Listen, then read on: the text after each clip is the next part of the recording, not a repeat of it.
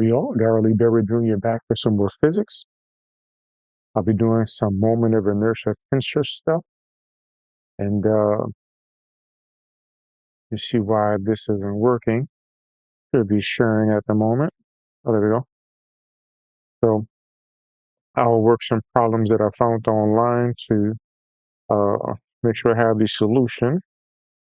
I'll this link where I got the problems from in the description, and see if we can get through a few of these. So this one, we're basically getting the moment of inertia tensor for this particle here, right? And my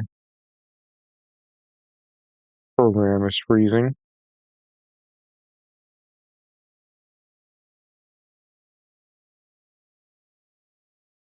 So open it up again.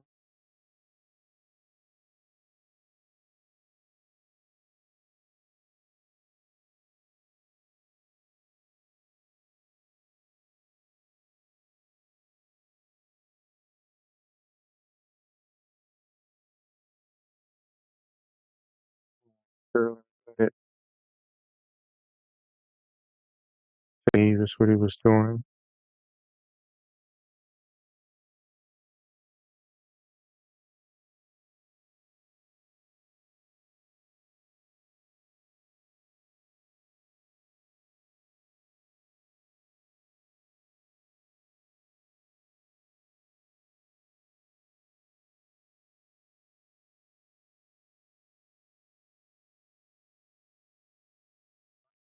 Seems to be okay now. So I'll still start working this one. The idea is that I want to get a moment of inertia tensor for this particle here. So I have a particle there,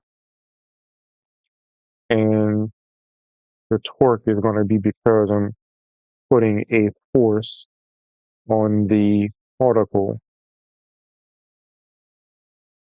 a distance away from the axis of rotation.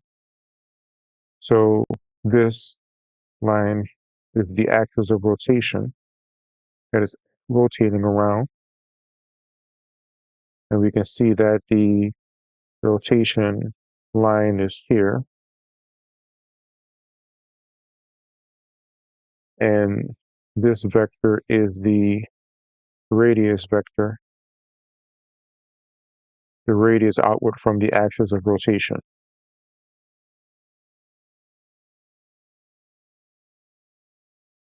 So we're going to go ahead and find out what the moment of inertia tensor is. So a tensor is basically a matrix that only operates in a framework of orthogonal transformation. So basically, we can solve for the uh, inertia, the moment of inertia, in multiple axes at once.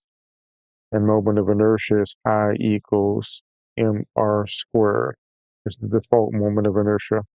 So as the mass of the particle times the distance from the axis of rotation squared. And I'll check periodically to make sure I'm doing everything properly. Looking at either my previous notes or the textbook or what have you. So let me scroll to my moment of inertia problem. At least one of them. I have a few of them here.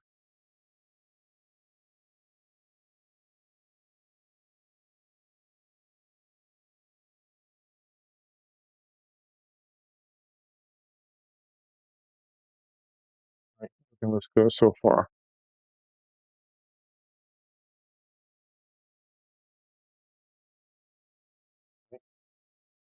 So now We don't need to get a center of mass because we're looking at a point particle, so we don't have to worry about that. Um, so one thing we can do is get the moment of inertia tensor from whatever axes we would like. We could pick an axis that's convenient. Now, in this case, so it also utilize the same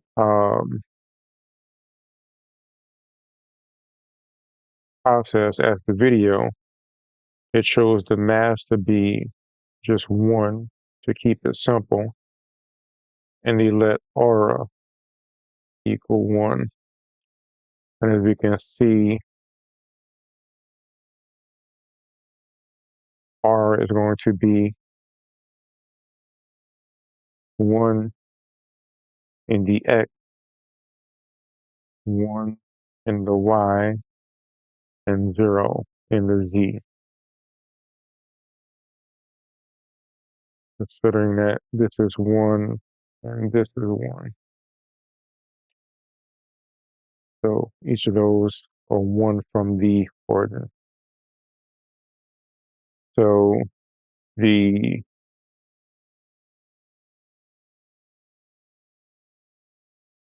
change my color coding a bit.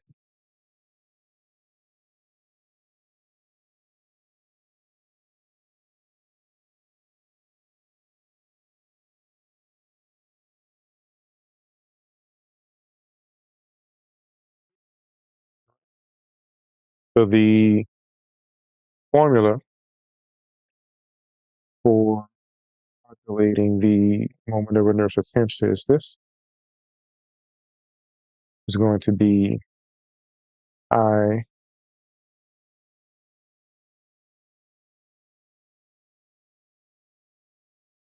I equals the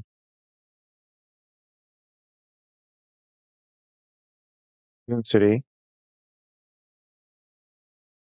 of the particle times the radius squared of the radius is the from the axis of rotation. This is the delta function, and I'll call this sub ij minus x I x j and dv. This is if we're given a mass density. If we have and then I'll be taking the integral of this. If we have a discrete particle or a particle that's not distributed, then we don't have to worry about the mass volume. So I will end up being integral r squared ij minus xi xj dm. Because again, the moment of inertia is the mass times r squared. We have here r squared, we have here r squared. We integrate the mass to get m, and then we end up with mr squared. So we have a density over a certain volume. We have to actually integrate the volume to get the mass. Because the density is mass per volume. You integrate to get the volume, you're left with mass. Or if you have just a point particle like we have, then it's just m. I think we're looking good. So I set up my axes like, or at least the column set up the axes like so.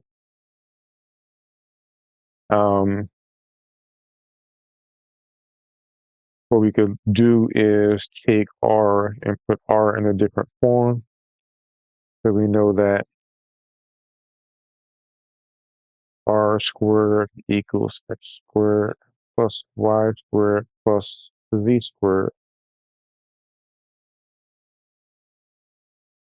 So we can actually plug that in and say I equals integral x squared plus y squared plus z squared, the Kronecker delta xi xj. Oh, and this is I j. So this is one component of a tensor.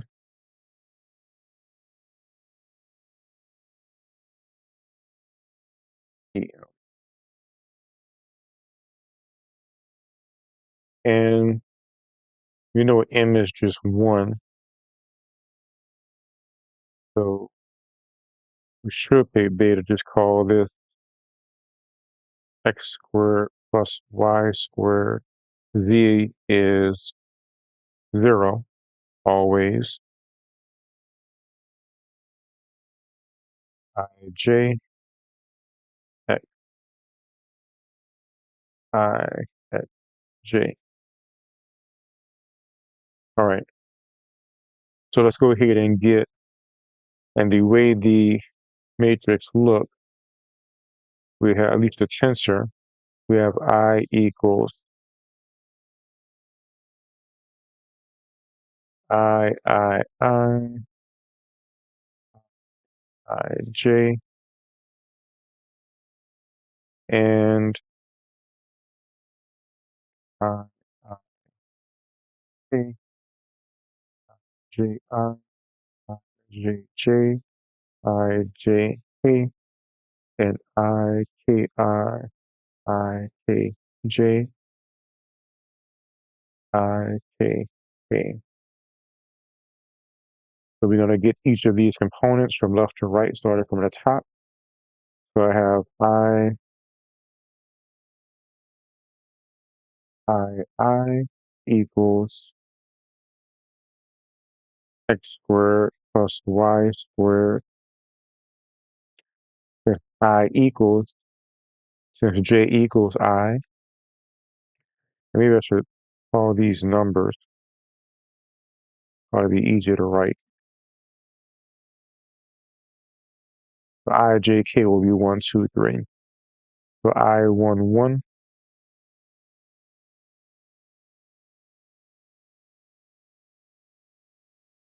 is going to be x squared plus y squared,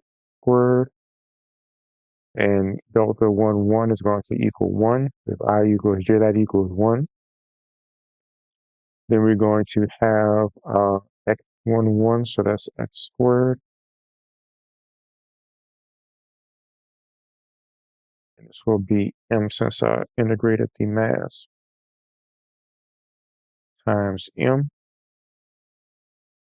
So then we'll end up with the n m equals 1. So that's going to be 1. So actually, I don't even need the m there. So we're going to end up with 1 squared,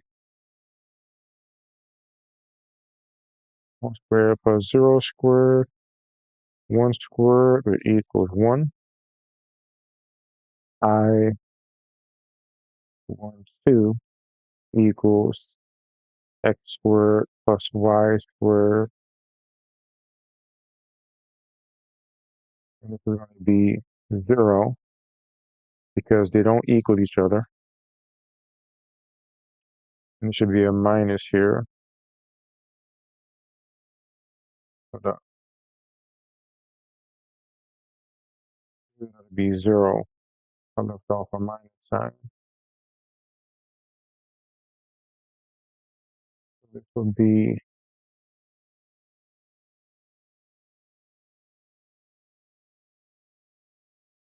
minus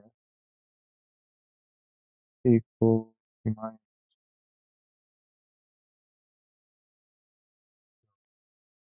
Let me check this first term. Confirm I'm doing it. Confirm I'm starting off correctly.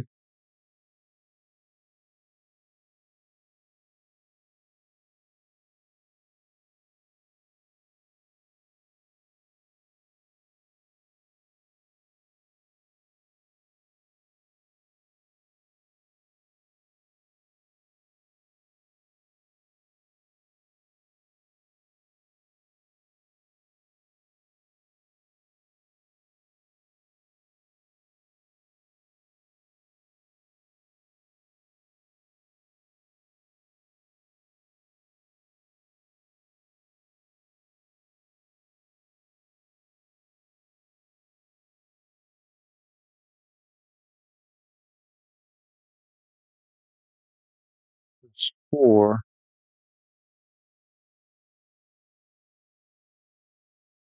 these ones did the example that I got earlier.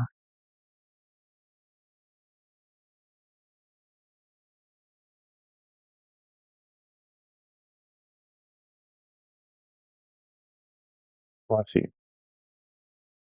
The one I'm doing is not actually the one that the example did. So that's the reason I won't get the same answer. All right.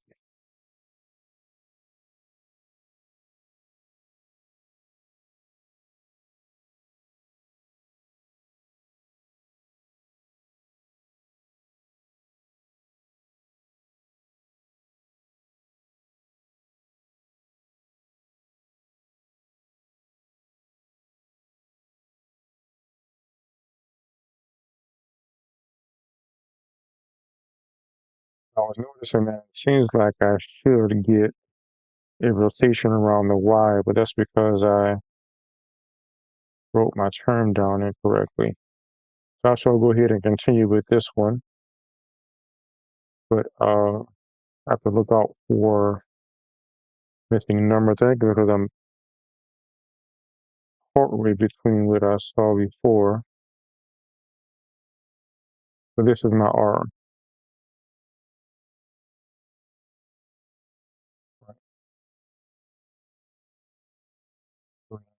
1 squared plus 1 squared minus 1 squared.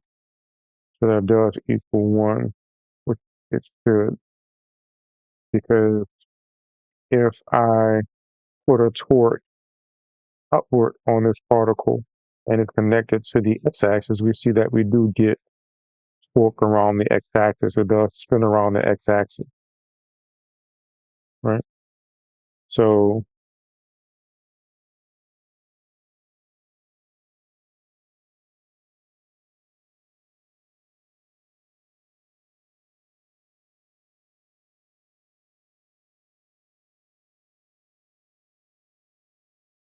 I have a 0 here minus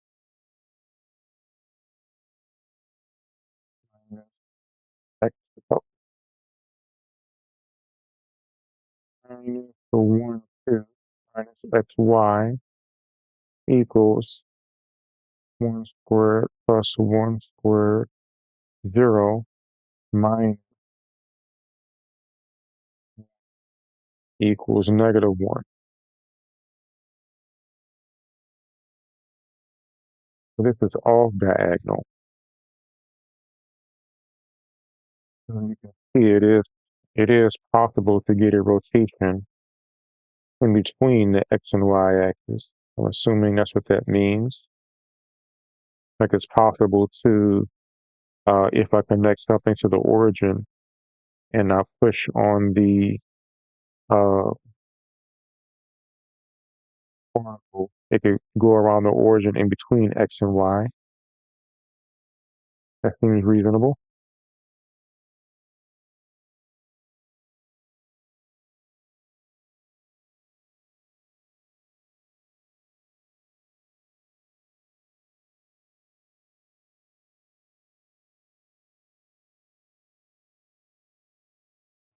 Keep going. I, 1, 3 equals x squared plus y squared 0 minus xz each equals 0 minus 0, since z equals 0, so that's 0. As you can see, uh,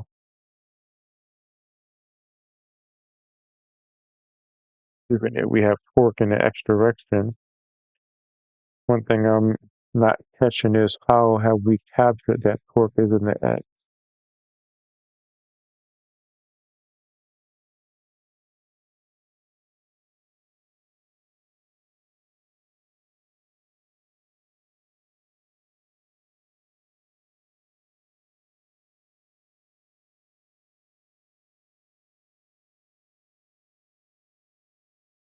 or the means is it possible in any direction. We'll keep going and see what we get. So now we'll go I to 1. So that's x squared plus y squared 0 minus yx. So we can see that this is going to be 0 minus 1, 1, which equals negative 1. So we can see that I12 equals I21. I22 equals x squared plus y squared. That's going to be the same. So there's a 1 here minus y squared.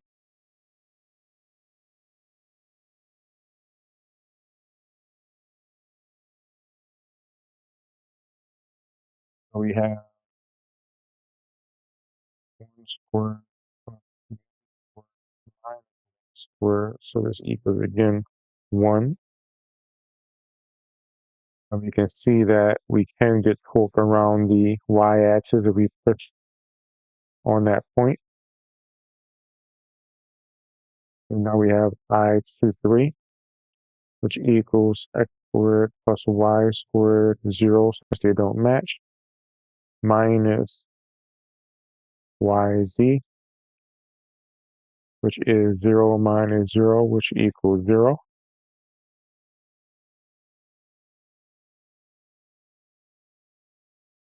So I think what's going on is uh, with determining the location of the chord is simply aura. We've already established that this is r. So that means that that radius is going to determine where rotation can possibly be, because r is going to always be connected to that line. So that's what we're looking at here. So no matter where we push on that object, it's never going to revolve around the x-axis, because it simply can't,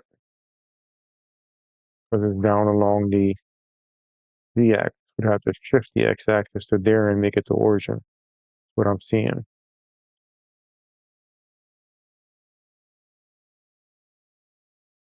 I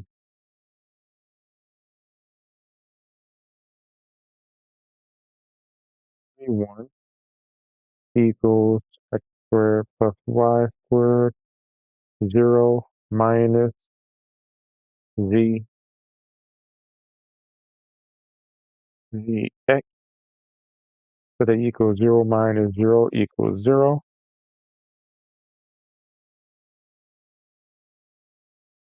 I32 equals x squared plus y squared 0 minus zy. So that's still 0. We see everything with a 3 is 0. And I33 equals x squared plus y squared.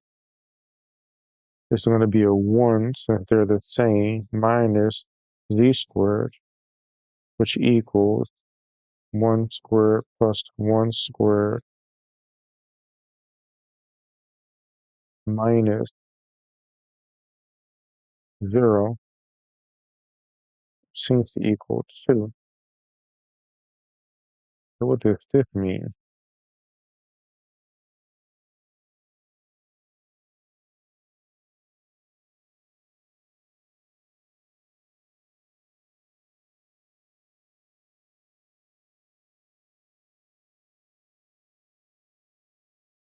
See here.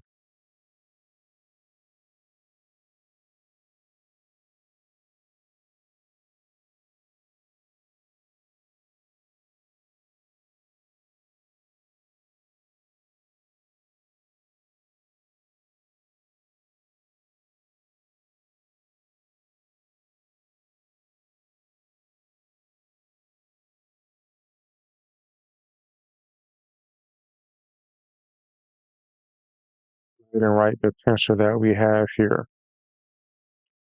We have 1, -1, 0, -1, 1, 0, and 0, 0, 2.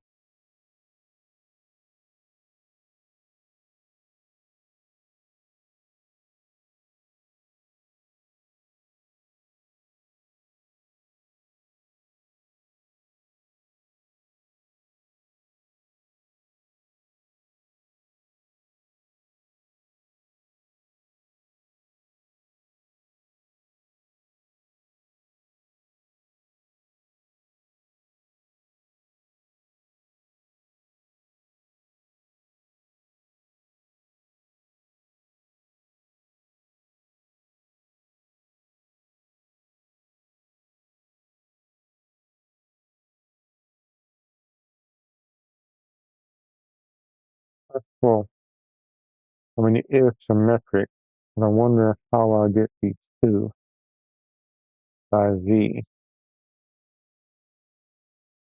That's tx.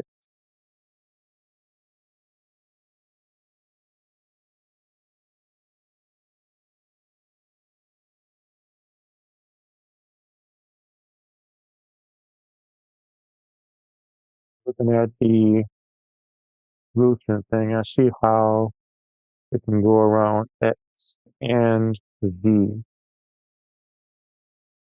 I don't see how this one can go around v.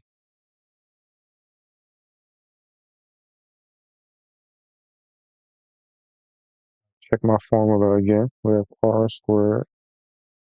Hmm,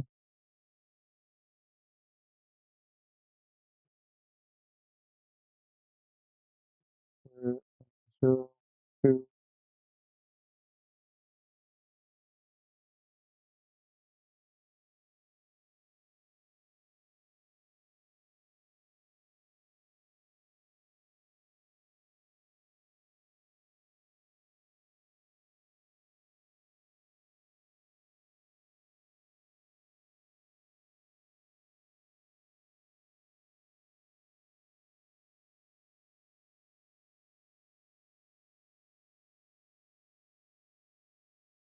zero, 0.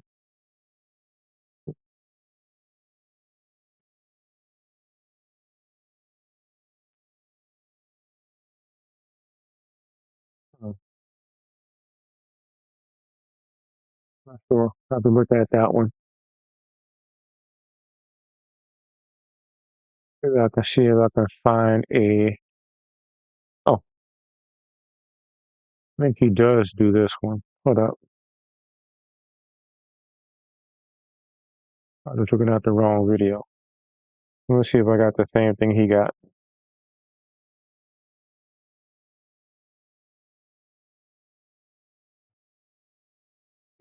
Get it right. Oh, I'll look into it a bit more. This is the moment of inertial tensor. We can get the eigenvalues to get the prime, what do you call it?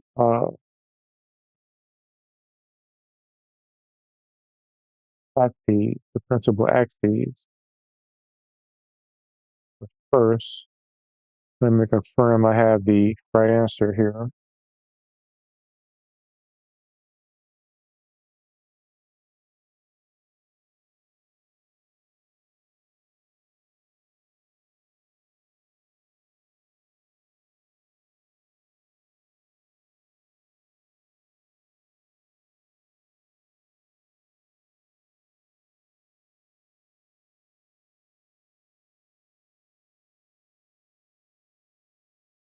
Once we get the principal axes, I'll see if that can uh, eliminate that. So,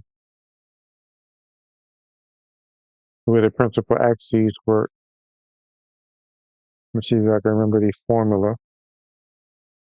We need the eigenvalues of this vector. Let me look at my previous notes to remind myself.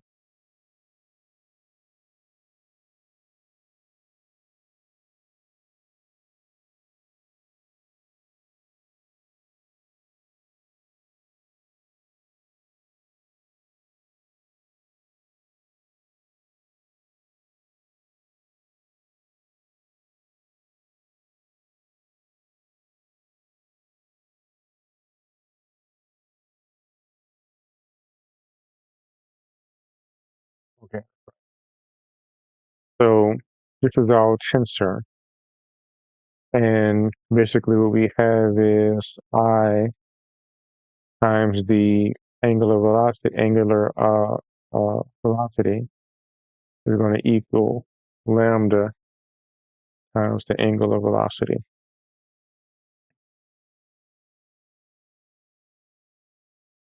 And these vectors are our principal axes.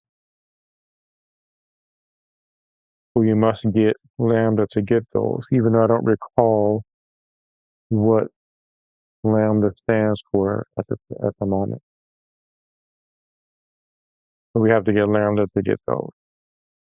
So I omega minus lambda omega equals 0. I minus lambda omega equals 0.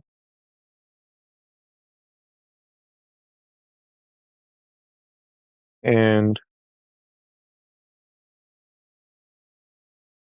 the only way that we can get a unique solution for omega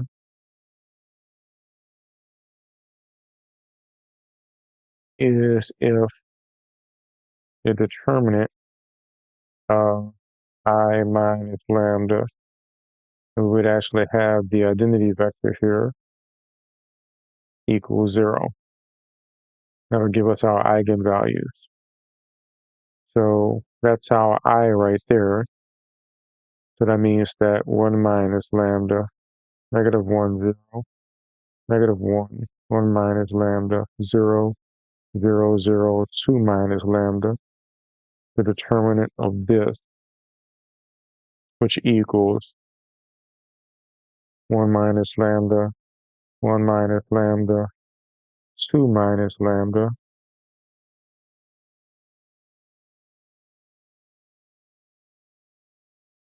plus and minus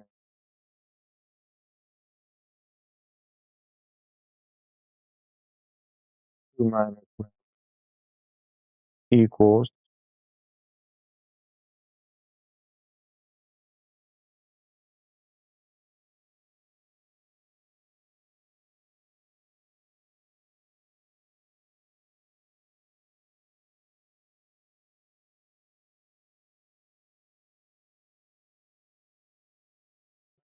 right? I need to multiply this out.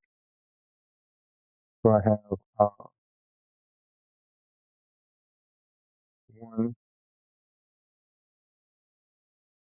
minus 2 lambda plus lambda squared, 2 minus lambda minus 2 minus lambda, which equals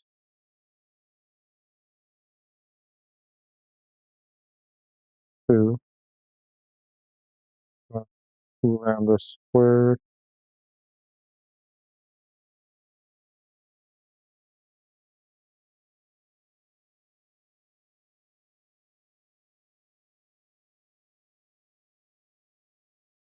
may be consistent with how I'm multiplying it. I think I wrote this backwards from how I normally write it. So I'm going to do it like this. I'll do uh,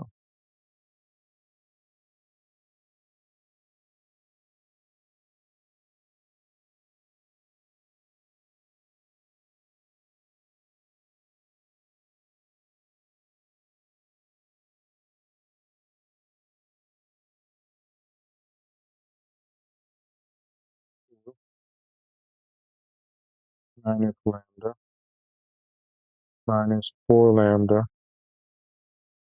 plus 2 lambda squared plus 2 lambda squared minus lambda cubed minus 2 minus lambda.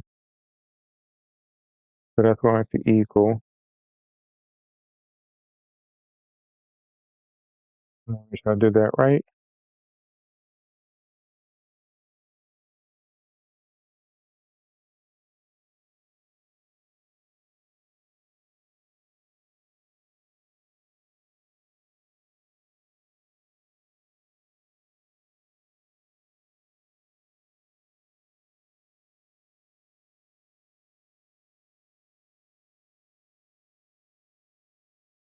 everything's right.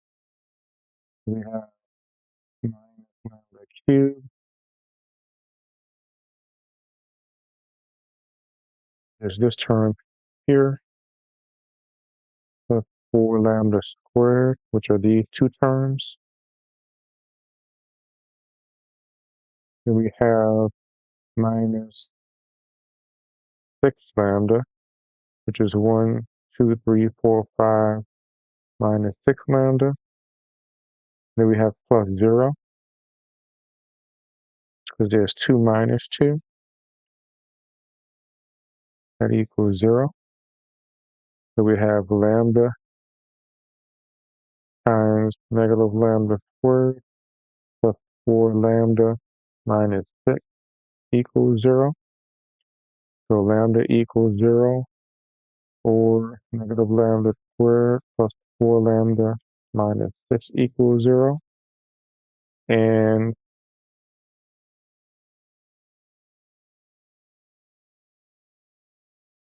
that seem easily factorable.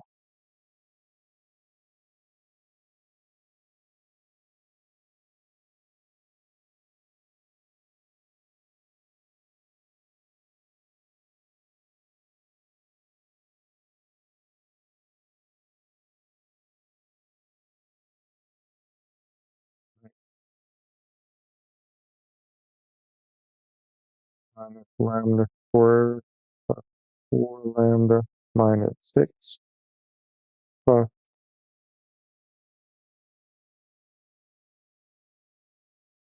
2 squared minus 2 squared equals 0. And actually, before I do that, I have to extract the negative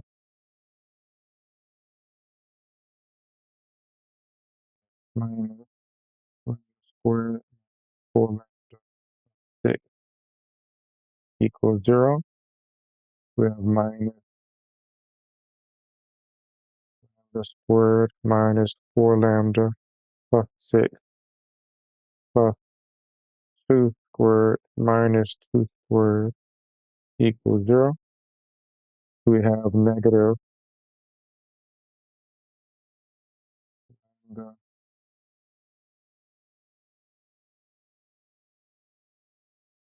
minus 2 squared plus 6 equals 0. Let me make sure that works out. So we end up with lambda squared minus 2 lambda minus 2 lambda plus 4. So we have to minus 4.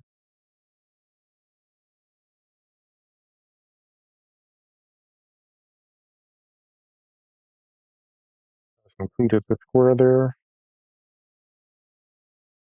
So we have lambda squared minus 4 lambda plus 4 and minus 4. That cancels that out. Then plus 6. So that looks good. So we have negative lambda minus 2 squared minus 2 equals 0. So negative lambda squared minus 2 squared equals 2. Lambda squared minus 2 squared equals negative 2. So lambda squared minus 2 equals root of negative 2, which equals which equals 2i. We have lambda squared equals 2i plus 2.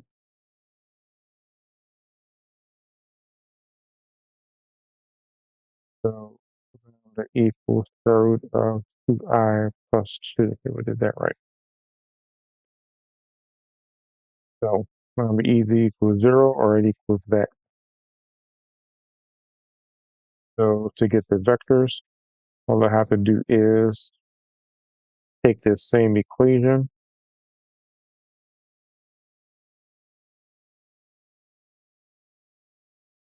starting here, and I would actually have a matrix here as well. So all I would have to do is take this equation and plug in my lambdas and solve for omega, right? Which I may go ahead and do. I'll see how long it takes.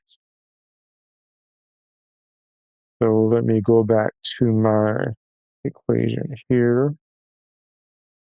So this is just that equation expanded out, except now I would have omega 1, omega 2, omega 3 for the omega vector. That means I have 1 minus lambda omega 1 minus omega 2 equals 0. I have negative omega 1 plus 1 minus lambda omega 2 equals 0. And then I have omega 3, 2 minus lambda equals 0. So if I were to multiply this out,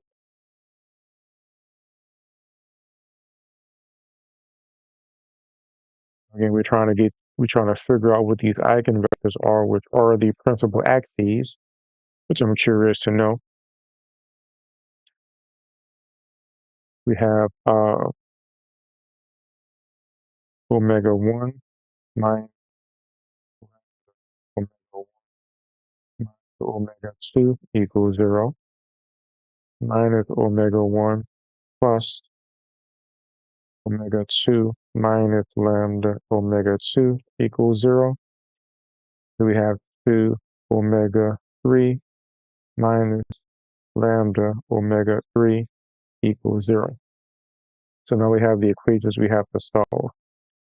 So if lambda equals 0, oh, and I forgot something. It would be plus or minus that. So that was a square root. So I do have 3 unique lambdas. So if lambda equals 0, we have omega 1 equals omega 2, and omega 3 equals 0. So if I let omega equal 1, I will get 1, 1, and 0 for the first principal axis. Let's take a look at that. So 1, 1, 0. Okay. So as we can see, 1, 1 puts us there right on that point. Let's think about that.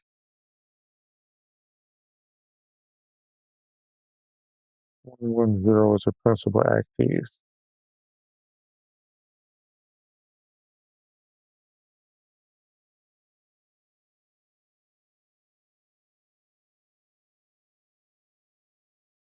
Right. I'll think about that one. So looking at the other eigenvalues, lambda equals square root of 2i plus 2. Oh, it seems complicated. Well, it is a complex number. All right, well, let's see what it comes up with. I have omega 1 minus square root of 2i plus 2 minus omega 2 equals 0, minus omega 1 plus omega 2 minus square root 2i plus 2, omega 2 equals 0. And then we have 2 omega 3 minus square root of 2i plus 2, omega 3 equals 0. Hmm.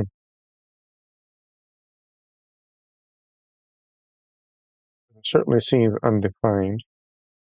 I did something wrong on my root there. was just complicated something to solve. But it is a made-up problem. Well, I mean, if I, well, I guess not all problems are made up. Some are physically given, but it's a more conceptual problem. So perhaps we just extremely hard to get the eigenvalue for this particular problem. But I mean, I could go to the process of solving this stuff, but it just takes a lot of time, I think.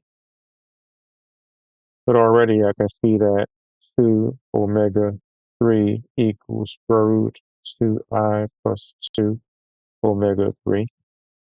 So, I mean, that can't work, right?